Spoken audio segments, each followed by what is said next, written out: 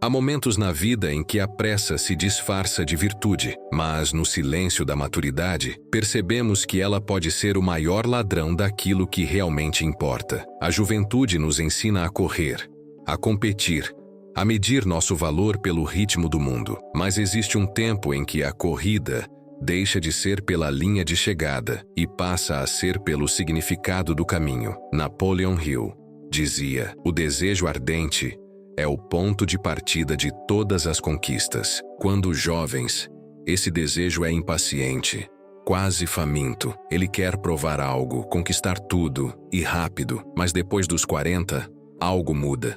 O desejo não é mais um grito, é um sussurro seguro. Ele deixa de ser apenas vontade e se torna visão. E essa visão é filtrada pela lente preciosa da experiência, pelas perdas que moldaram o caráter, pelas quedas que ensinaram resiliência, pelas vitórias que ensinaram gratidão. Carl Jung descreveu isso como o processo de individuação, a transição da pergunta: o que o mundo quer de mim? Para a descoberta silenciosa de quem eu realmente sou. É uma mudança profunda, quase imperceptível, mas que transforma tudo. Porque quando você sabe quem é, não corre mais atrás da prosperidade como quem persegue algo distante. Você começa a atraí-la como quem respira. É uma força que nasce de dentro e se espalha, não uma luta para agarrar algo lá fora. E é aqui que muitos se surpreendem. Essa reconexão com a própria identidade muda completamente o magnetismo com que atraímos oportunidades, pessoas e recursos. A maturidade se assemelha a um vinho que não tem pressa de provar seu valor. Ele espera, sofre a pressão do tempo, absorve o ambiente, até que finalmente atinge um sabor que só pode ser obtido pela paciência. Assim é também a consciência financeira e espiritual. Ela precisa de tempo para decantar ilusões, de pressão para lapidar caráter e de ambiente certo para florescer. Muitos acham que já passou o tempo de enriquecer, que a oportunidade ficou para trás, esquecendo que o ouro mais puro é encontrado nas camadas mais profundas da terra e que maturidade não é peso morto, é capital energético. Mas existe um ponto cego perigoso: a crença silenciosa de que o relógio já correu demais e que a hora certa se perdeu. Essa é uma mentira cuidadosamente alimentada por narrativas sociais que confundem juventude com potencial e idade com declínio. A verdade é que o tempo não rouba sua capacidade de prosperar, ele apenas troca a ferramenta. Antes você agia com velocidade, agora você age com precisão. Antes gastava energia para provar algo, agora canaliza a energia para construir algo duradouro. É nesse lugar, entre o peso da experiência e a clareza do propósito, que o verdadeiro poder da prosperidade se revela. Hoje, convido você a perceber que o que o mundo chama de tarde demais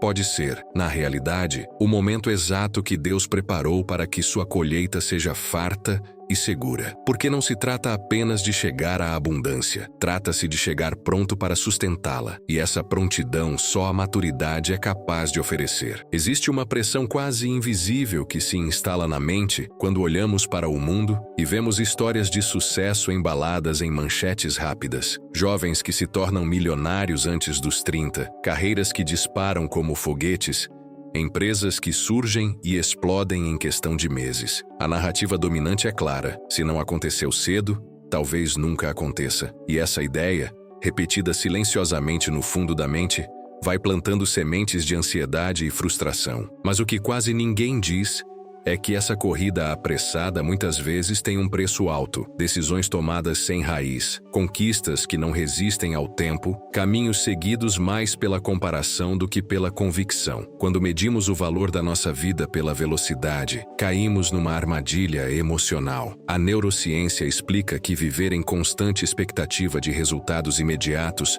mantém o cérebro em estado de ameaça. Nesse estado, o corpo libera hormônios do estresse, a mente fica turva e a capacidade de pensar estrategicamente se reduz. É como tentar enxergar o fundo de um lago enquanto se agita a água com as próprias mãos. A visão só clareia quando o movimento para. É nessa pressa que muitos confundem lentidão com fracasso, como se o ritmo mais lento fosse prova de incapacidade e não sinal de um processo mais profundo e sólido. A palavra nos lembra, em Eclesiastes 3, que há tempo para todo propósito debaixo do céu. Deus não mede o valor de um resultado pelo cronômetro humano. Ele olha para a raiz, para a profundidade, para a capacidade de sustentar aquilo que está para chegar. A imagem que me vem é a de alguém que planta uma árvore frutífera e, ao não ver frutos no primeiro ano, desiste de regar. O agricultor experiente sabe: o primeiro ano é para a raiz se firmar, o segundo para o tronco ganhar força, e só depois vem a colheita. O erro é abandonar o processo antes do tempo da frutificação. O silêncio entre a semente e o fruto não é vazio.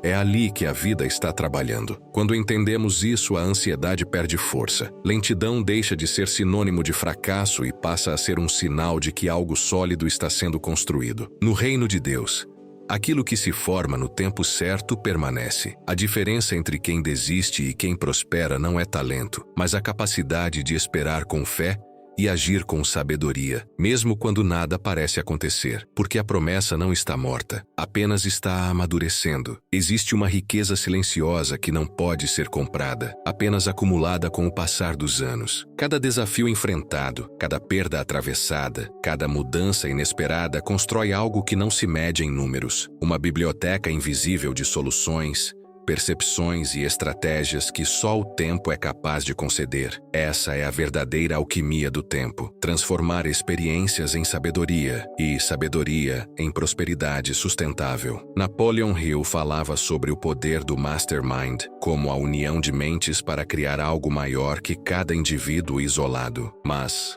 ao amadurecer, você descobre que também existe um mastermind interior, formado por todas as versões de si mesmo que já viveu. O jovem sonhador que ousou arriscar, o adulto que aprendeu com a dor, a pessoa que sobreviveu a perdas, a que resistiu quando tudo parecia ruir. Cada uma dessas versões carrega peças de um quebra-cabeça que, juntas, compõem um conhecimento impossível de ser replicado por quem ainda não viveu o mesmo caminho. Lembro-me da história de um homem que passou 2 décadas em trabalhos pouco reconhecidos. A cada função, aprendia um detalhe, acumulava um contato, descobria uma solução. Aos 47 anos, percebeu que toda aquela bagagem poderia ser unida em um serviço especializado que ninguém no mercado estava oferecendo. O que parecia um percurso fragmentado revelou-se uma preparação meticulosa. Quando colocou em prática, prosperou rapidamente. Não porque tivesse começado com grande capital, mas porque tinha algo muito mais valioso: clareza,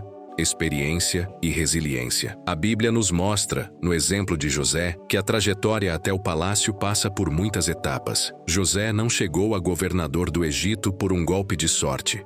Ele passou pela cisterna, pela escravidão, pela prisão. Cada lugar era uma sala de aula disfarçada. No final, todas as lições se alinharam para que ele tivesse não apenas poder, mas sabedoria para administrar o poder. O que o tempo constrói dentro de nós é um ativo silencioso. Ele não aparece nos balanços financeiros, mas é ele que garante que, quando a oportunidade surgir, estejamos prontos para sustentá-la. É por isso que, após os 40, muitas vezes a velocidade diminui, mas a potência aumenta, porque já não se trata de agir por impulso, mas de agir com a precisão de quem conhece o terreno. No jogo da prosperidade, a juventude pode ter a energia, mas a maturidade carrega o mapa. Há um equívoco comum que prende muitas pessoas maduras em ciclos de frustração: a tentativa de reproduzir exatamente as estratégias que funcionaram no passado ou de copiar métodos que hoje são eficazes para pessoas muito mais jovens. A lógica parece sensata: afinal, se algo deu certo antes, por que não funcionaria agora? Mas a realidade é que cada fase da vida exige um ritmo,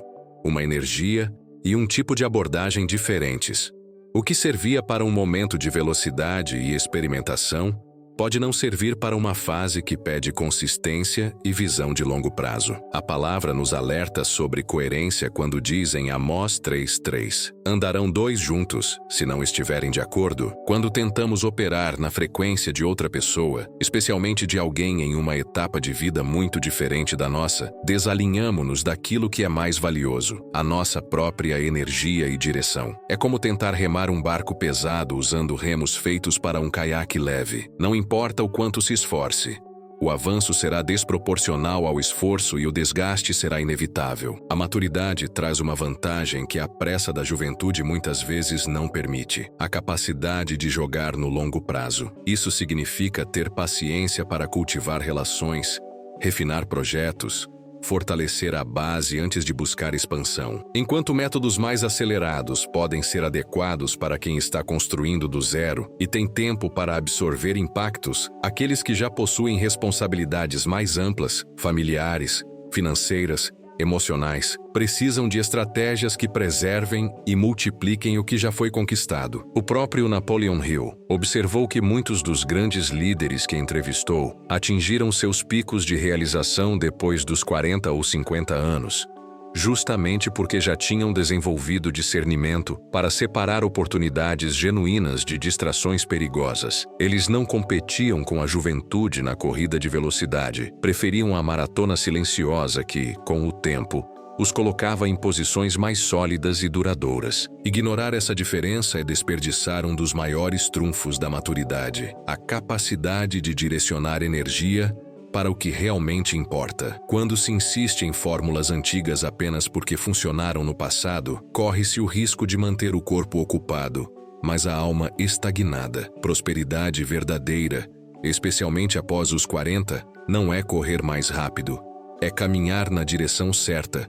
com passos firmes, conscientes e alinhados ao tempo de Deus. Há uma força sutil que, quando não percebida, pode minar silenciosamente nossa capacidade de avançar: a nostalgia. À primeira vista, lembrar-se do passado pode trazer conforto, aquecer o coração, reacender um sorriso, mas quando essa memória é idealizada a ponto de fazer o presente parecer insuficiente, ela se transforma em uma prisão invisível. É como viver com um pé no agora e outro em um tempo que não existe mais, tentando reviver uma estação que já cumpriu seu propósito. A neurociência nos mostra que as lembranças ativam circuitos de recompensa no cérebro, liberando dopamina e trazendo sensações agradáveis. No entanto, se essa ativação não é conectada ao presente, cria-se um vácuo entre o que foi e o que é. A mente começa a operar em uma comparação constante, gerando descontentamento, e isso enfraquece o magnetismo que sustenta a manifestação de novos resultados. Como tentar alimentar-se apenas do aroma de um pão fresco,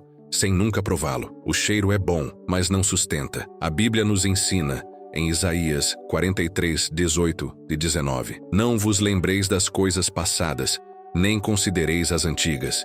Eis que faço uma coisa nova.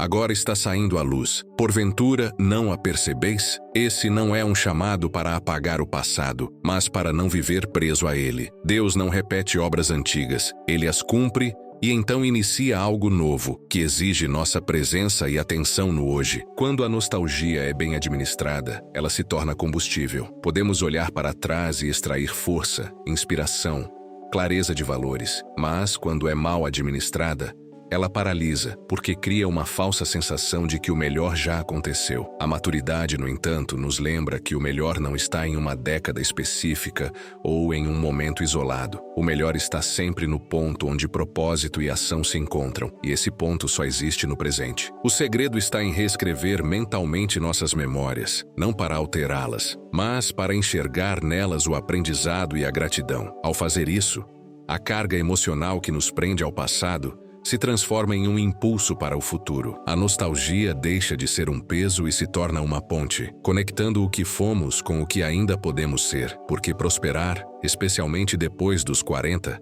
é reconhecer que o passado foi a semente, mas é o presente que é o solo fértil onde ela germina. Com o passar dos anos, a forma como materializamos nossos desejos se transforma. Na juventude, a energia da excitação inicial pode impulsionar grandes movimentos, mas também leva a picos e quedas, Há começos empolgantes que se perdem pela falta de consistência. Após os 40, a manifestação deixa de depender dessa euforia e passa a se sustentar na estabilidade emocional, na clareza de visão e na disciplina de permanecer no caminho mesmo quando os resultados ainda não se mostram visíveis. A neurociência confirma que cérebros maduros respondem melhor à repetição intencional do que a estímulos repentinos. Cada repetição cria novos caminhos neurais, fortalecendo comportamentos e pensamentos alinhados ao objetivo. A Bíblia ecoa esse princípio em Gálatas 6:9. E não nos cansemos de fazer o bem,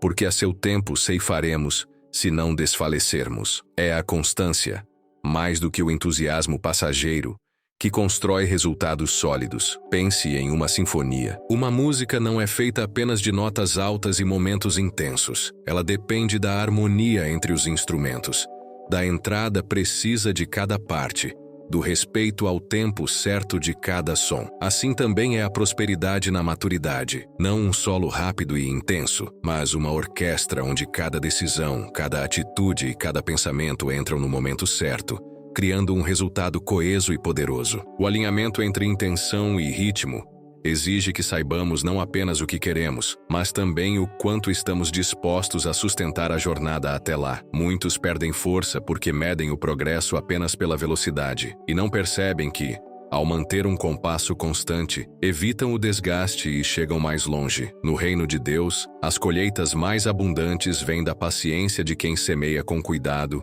e rega com perseverança. A maturidade traz o entendimento de que não se trata de viver correndo atrás de portas abertas, mas de caminhar com tamanha clareza que as portas certas se abrem naturalmente no seu caminho. Quando intenção e ritmo se unem, o que se constrói não é apenas um resultado temporário, mas uma vida inteira que reflete propósito, fé e abundância. Chega um momento na vida em que percebemos que não é apenas sobre alcançar algo, mas sobre estar preparado para mantê-lo. Napoleon Hill sempre reforçou que o desejo por si só não é suficiente. É preciso se tornar a pessoa capaz de sustentar o que se deseja. A maturidade nos ensina que a conquista sem preparo pode se transformar em fardo, mas a conquista com estrutura se torna bênção duradoura. Dale Carnegie lembrava que muitas oportunidades valiosas não nascem de contatos instantâneos, mas de relações construídas e nutridas ao longo de décadas. Após os 40,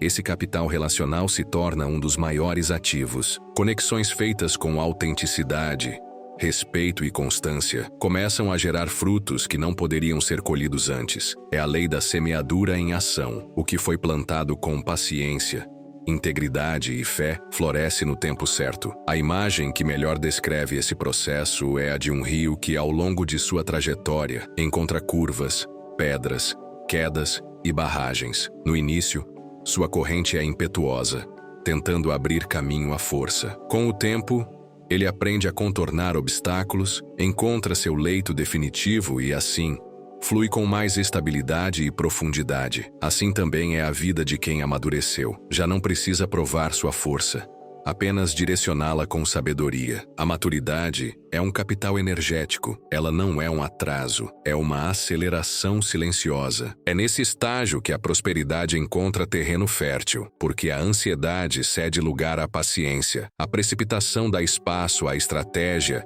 e a insegurança se transforma em fé inabalável. O que o mundo chama de tarde pode ser exatamente o momento perfeito para que a sua colheita seja abundante e duradoura. Gálatas 6:9 nos lembra: não nos cansemos de fazer o bem, pois no tempo certo colheremos, se não desanimarmos. Esse tempo certo não é o do calendário humano, mas o de Deus. E quando ele chega, a colheita não é apenas farta, ela é sustentada por raízes profundas, prontas para resistir a qualquer tempestade. Porque prosperidade verdadeira não é sobre chegar rápido, mas sobre permanecer firme no lugar onde Deus nos plantou.